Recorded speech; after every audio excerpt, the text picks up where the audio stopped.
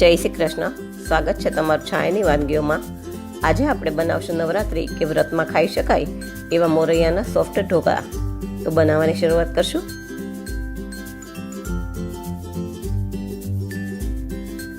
હવે એક મિક્સર જારમાં મેં 1 કપથી થોડો ઓછો મોરૈયો લીધો છે, એ નાખી દઈશું. અને 1 કપ પૂરો થઈ જાય એટલા માટે મેં 20 ગ્રામ જેટલા સાબુદાણા લીધા છે, એ પણ નાખી દઈશું. એટલે આપણે ટોટલ 1 કપનું માપ રહેશે.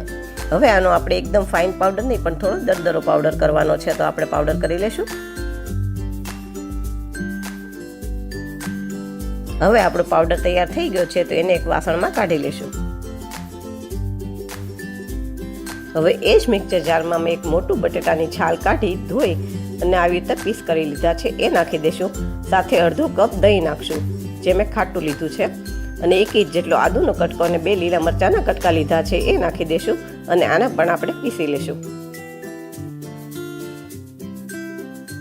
હવે આપણું બટેટું પણ સરસ પીસાઈ ગયું છે, તો આપણે એક બાઉલમાં જે મોરૈયાનો પાવડર કરીને લીધો હતો એની અંદર એને એડ કરી દઈશું. અને બધું સરખી રીતે મિક્સ થઈ જાય એ રીતે આપણે મિક્સ કરી દઈશું.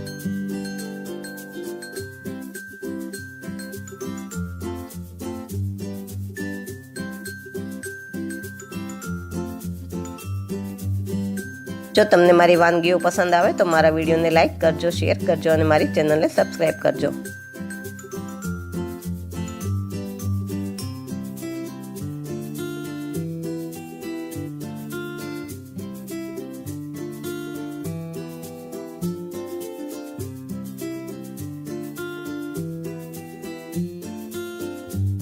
હવે આપણે આ બેટરને ઢાંકીને અડધો કલાક માટે રેસ્ટ આપશું. જો તમારી પાસે વધારે ટાઈમ હોય તો વધારે વાર રહેવા દેવાનું.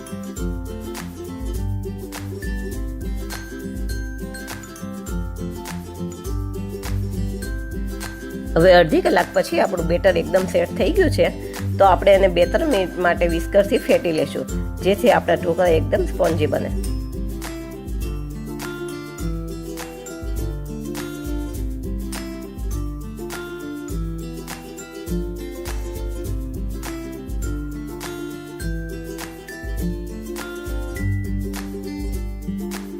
હવે બેટરને થોડી વાર ફેટ્યા પછી તમે જોઈ શકો છો કે બેટરનો કલર પણ બદલાઈ ગયો છે અને બેટર પણ થોડું હળવું થઈ ગયું છે.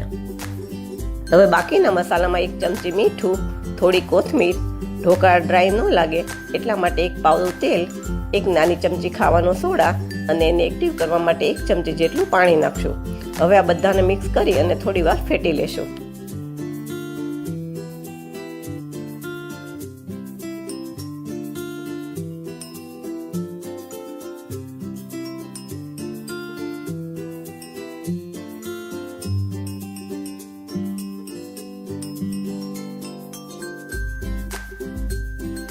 હવે ઢોકળા મૂકવા માટે મારી પાસે આવો ડબ્બો છે, તો મેં ડબ્બો લીધો છે.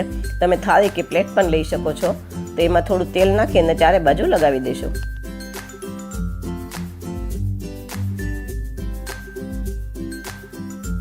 હવે ઢોકળા મૂકવા માટે એક વાસણમાં મેં નીચે થોડું પાણી મૂક્યું છે, એની અંદર સ્ટેન્ડ રાખ્યું છે અને એની ઉપર આ મેં ડબ્બો મૂક્યો છે.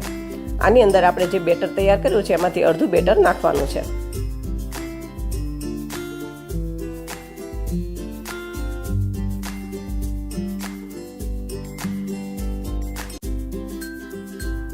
હવે આપણે આ ઢોકળાના બેટર ઉપર થોડું લાલ મરચું છાંટી દઈશું અને થોડો મરી પાવડર છાંટી દઈશું.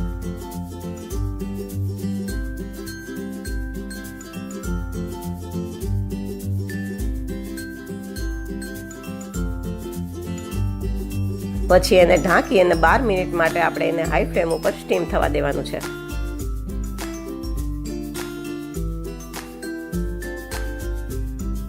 હવે 12 મિનિટ પછી ઢોકળા સરસ ચડી ગયા છે, તો આપણે છરીથી ચેક કરી લેશું. તો છરી આપણી એકદમ કોરી જ નીકળે છે, એટલે આપણા ઢોકળા સરસ ચડી ગયા છે. હવે આપણા ઢોકળા થોડા ઠંડા થાય ત્યાં સુધી આપણે ચટણી બનાવી લઈએ. હવે ચટણી બનાવવા માટે મેં એક મોટો બાઉલ જેટલી કોથમીર લીધી છે, એ બધી આપણે આમાં નાખી દઈશું. પછી એમાં 1 ઇંચ જેટલો આદુનો કટકો, 2 લીલા મરચાંના કટકા, 2 ચમચી સિંગદાણા, 1 ચમચી મીઠું, 1 ચમચી જીરું, 1 ચમચી ખાંડ અને અડધા લીંબુનો રસ નાખશું. થોડું પાણી નાખી અને આપણે એને ક્રશ કરી લેશું.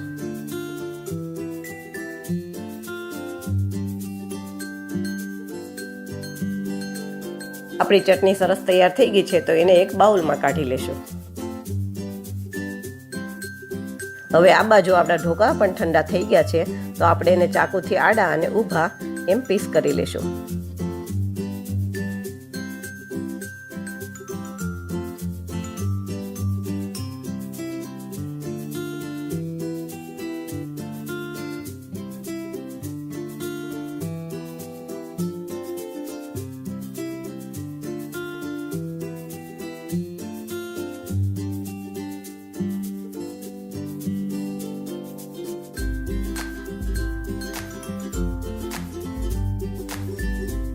હવે તમે જોઈ શકો છો આપણા ઢોકળા એકદમ નરમ અને સોફ્ટ બન્યા છે. તો હવે આપણે એનો વઘાર કરી લઈશું. હવે મેં વઘાર માટે વઘારિયામાં 2 પાવડા તેલ લીધું છે. તેલ ગરમ થાય એટલે એમાં આપણે 1 ચમચી જીરું નાખી અને જીરુંને ફૂટવા દઈશું. જીરું ફૂટી ગયા પછી એમાં 2 લીલા મરચાંના નાના કટકા કરીને લીધા છે એ નાખી દેવાના છે, અને સાથે 8-10 લીમડાના પાન લીધા છે એ પણ નાખી દઈશું. એને થોડી વાર કકડવા દઈશું, પછી આપણે ગેસ બંધ કરી દેવાનો છે.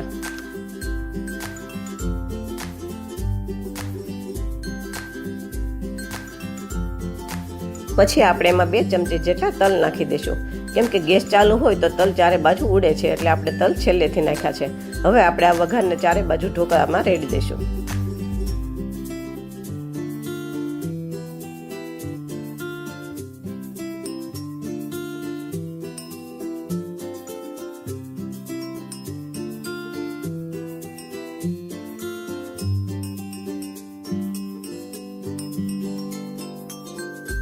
ઢોકળા ઉપર છેલ્લે થોડી કોથમીર છાંટી દેશું.